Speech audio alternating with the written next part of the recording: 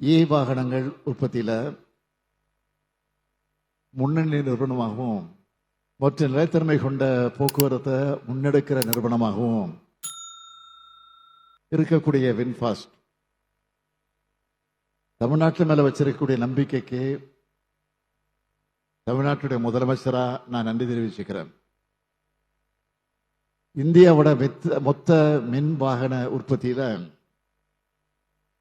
40 விழுக்காடு தமிழ்நாட்டில் இருந்து தான் உற்பத்தி ஆகுது. தமிழ்நாடு தான் இந்தியாவோட வாகன உற்பத்தி